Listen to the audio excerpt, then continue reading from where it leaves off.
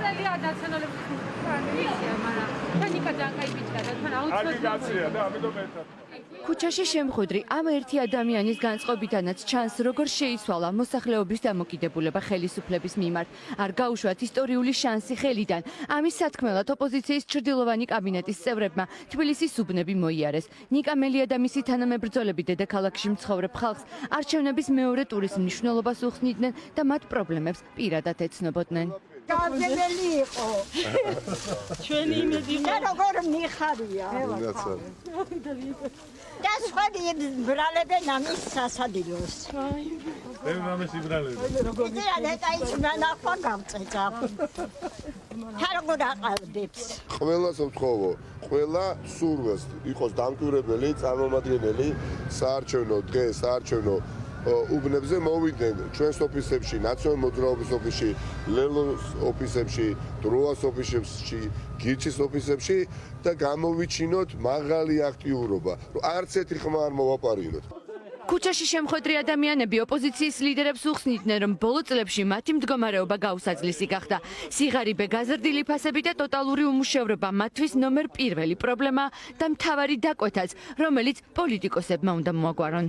დაგვეხმარო ჩვენაირ ხალხს ან ცოტა პენსია მოვუმატონ ან წამალი გაგვიიაფონ ან რაღაცა ეგეთი. თორემ მე კარგად ვიცი რომ მოცემთ არავინ არაფერ არ ნიშნავს. მრავალპარტიული იქნება. უკვე ვეღარ მაიპარა მე ისე როგორც ახლა იპარამე. მრავალპარტიული. პერიოდი შეიცვალოს. სოციალურ პრობლემებთან ერთად თბილისის იმ რაიონებში, სადაც ძირითადად სააგარაკე მიწებია, ხალხი ქაოტური განაშენიანების და ნაკვეთების რეგისტრაციის პრობლემაზე მიუთითებდა. ამბობდნენ, რომ მიწებს მხოლოდ მათ ურეგისტრირებენ, ვისაც ქართულ ოცნებასთან ახლო კავშირები აქვს. ღიად კამერებთან ამაზე არ ლაპარაკობენ და საკუთარ ხედვას ოპოზიციის ლიდერებს პირად საუბრებში აცნობდნენ და ჭიქა ღვინოზე და მწვანეზე ეპატიჟებოდნენ. არა, ამოვალ გამარჯვებით. არა, ალბათ თქვენი ნომერი იციან და გირეკავენ ფინანსად და გიკეთავენ. ეს არის უყურადღებობა ხელისუფლების მხრიდან და ამიტომ ჩვენ დღეს წარუდგინეთ მოსახლეობას გია ქოროღლიშვილი, როგორც ადამიანი, რომელიც იზრუნებს ადგილობრივი პრობლემების მოგვარებაზე. ეს არის პირველ რიგში მიწის ნაკვეთების გამოყენება შერჩევითად და კორუფციულად. პრობლემა იგივე არის ყველგან. რაც ყველები რაც საჩვენებს იგივე არის. ეს არის უმუშევრობა, ეს არის ფასების და ეს არის შემოსავლები და ეს არის რომ ახალგაზრდები გარბიან ქვეყნიდან და ადამიანები წუხან ამაზე. იმ დროს, როდესაც ქართული ოცნება ძალის დემონსტრირებისთვის მასშტაბურ აქციას ამზადებს და ხალხის მიიყვანას დაშინებითა და მოსყიდვით ცდილობს, ოპოზიციამ ამ მომრჩეველს საკუთარი გეგმა გააცნო. მთავარი ერთპარტიული მმართველობის დასრულება, რის შემდეგაც ეტაპობრივად გარდამტეხი ცვლილებები დაიწყება. ძალიან სამწუხაროა, რომ ადამიანებს ესე იყენებენ პარტიული ინტერესებისთვის.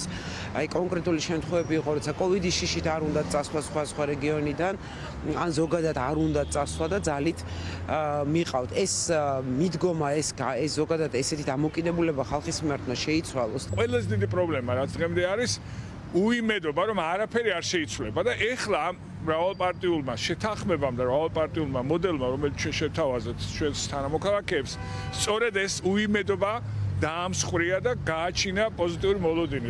უმძიმეს პრობლემებზე საუბრებით დატვირთულ დღეს პოზიტივის გარეშე არ ჩაუვლია. ოპოზიციის ლიდერებმა ბავშვებთან უამრავი ფოტო გადაიღეს და ბავშვობა თავადაც გაიხსენეს. მეგობრული მატჩი არჩევნებამდე 5 დღით ადრე ფრედ დაასრულეს და ხალხს ისიც აუხსნეს, რომ მთავარი გოლი 30 ოქტომბერს ქართული ოცნების კარშია გასატანი.